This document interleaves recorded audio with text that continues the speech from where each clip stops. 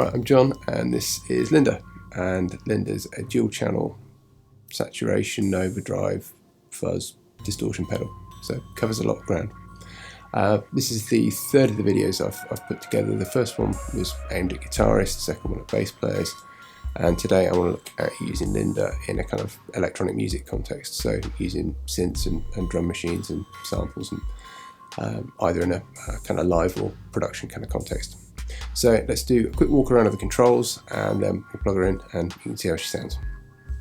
So as I said before, Linda's a dual channel pedal, and in this context that means there are two separate circuits in there and they're from existing Lateral pedals. The first one is the DeadBlow, which is a sort of overdrive approaching distortion, and the second circuit is the Spore, which I normally kind of describe as a fuzz multi-tool. It covers a lot of ground because of all the adjustability there. You can run them independently of one another, or you can cascade the DeadBlow into the Spore if you want to go there. Let's look at the DeadBlow first, and that's encapsulated in this box here. Just the two controls, one to make it louder, and the other control is a high pass filter at the front of the circuit, and what that means is that as you turn it up, the sound gets thicker and more aggressive as you're letting more of the low frequencies in. So nice and straightforward. There's a trick to it which can be really useful, which is basically backing off the input level, especially if you're using a synth, which is obviously spitting out line level volume. If you want to clean things up a bit, if you kind of feather the output from the synth, that can make quite a difference to the kind of tones and textures you're getting from the DeadBlow. Okay, so moving on to the Spore. The normal standalone Spore just has the single tone control, which is a low pass filter. For Linda, I ditched that and replaced it with an active 3-band EQ, which you can see at the top there, which being active means that you can boost or cut the frequencies. So it's really versatile and really useful. You can do the sort of special effects stuff, so you know, drop the lows, drop the highs, and boost the mids and get that kind of foam filter sound, or scoop the mids and all the rest of it. It's really versatile and it really quite transforms the circuit. So moving on from the EQ section, under that we've got the 3 independent gain stage controls. The first of those on the left here is push. That's the front of the circuit. It's an op-amp clean boost section. We think of op-amps as being quite transparent, so it doesn't colour the sound, but its purpose really is to just shove your signal into the rest of the circuit. In the middle we've got spray, and that and the bias control are both hooked up to a germanium transistor. We think of germanium clipping as being softer than you get with silicon transistors. People describe it as being spongy or chewy. It's a different texture anyway. And the spray control, that's acting as your kind of gain. And bias is kind of a stability control. Correct, in inverted commas, bias you can normally find about sort of 1 or 2 o'clock. As you turn the dial to the left from that point, you start to get gating, which is where your sound's not fading out smoothly, it's dropping out abruptly. If you're running something noisy in there, it can be really useful because obviously it silences the noise, but it can also be a really nice effect, especially with things like drums, to kind of chop them up and what have you. It also makes things just sound more kind of raspy and kind of bitey, I guess. So yeah, that's a big part of the kind of functionality of the Spore is the bias control. Moving on to the third of the gain stages, we've got the pull control, and that's connected to a silicon transistor. Think of silicon clipping as being a bit kind of harsher. It's got more of a kind of distortion quality to it than the sort of slightly softer germanium clipping that we can get with the spray control. So signal goes through all of those, then into the EQ section and then out. And at the bottom there we've got a level control, obviously for controlling your output volume. 2 1/4-inch jacks for input and output, and we're powering it with the standard 9-volt center negative adapter that pretty much all pedals these days use. Okay, I think that covers all of the controls. Let's plug it into a drum machine to begin with. Okay, drums first. We've got the DrumBrute set up, main mix out going directly into Linda, so she'll be smashing up whatever it comes up with. Settings wise, we're pretty vanilla here. I'm going to be focusing primarily, I guess, on the Spore circuit, because you can do some really interesting things with adjusting the bias, creating kind of gating effects and making it breathe and what have you. We've got more or less everything turned down and flat EQ. So yeah, let's set it going and see how we get on.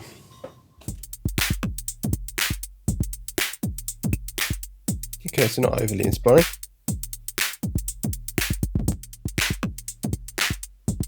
You can hear that's pretty clean.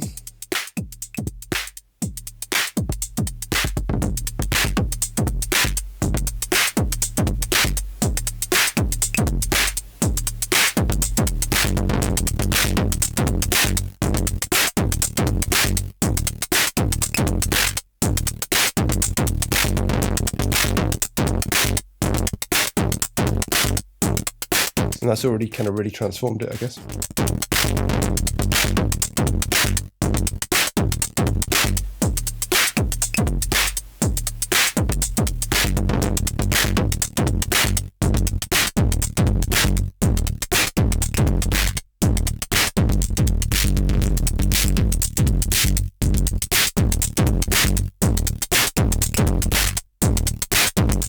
So you can really change the character of things just by messing about with the EQ.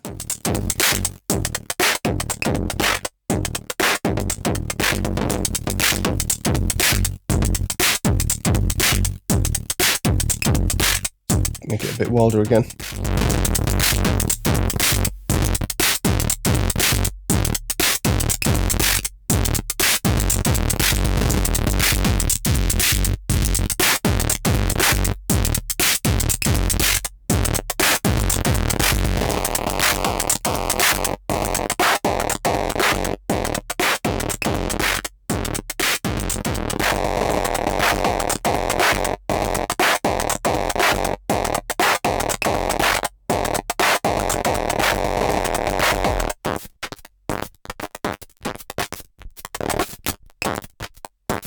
So if you push the spray up far enough, it just starts to really struggle.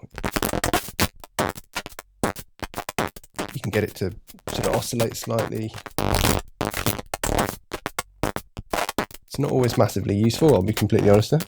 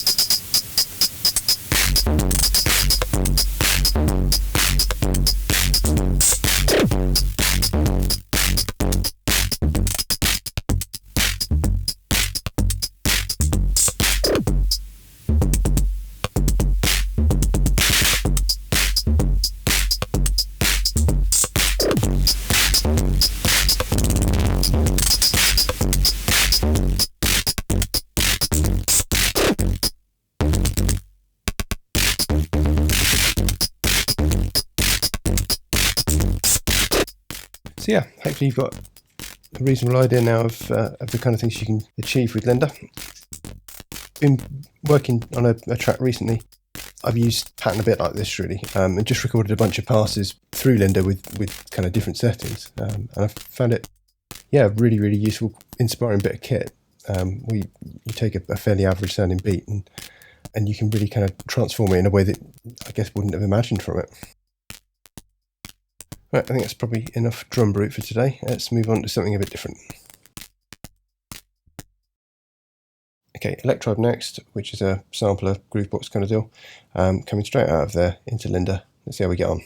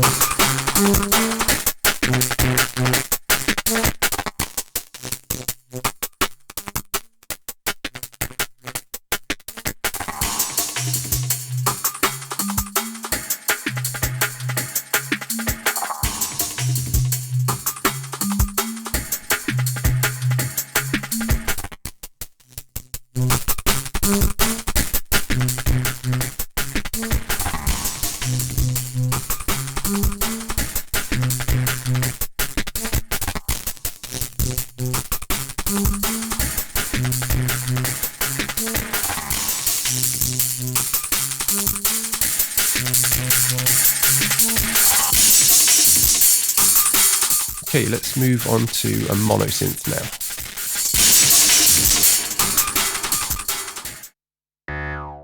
Okay, Korg Monologue, and MIDI note data is coming from Logic.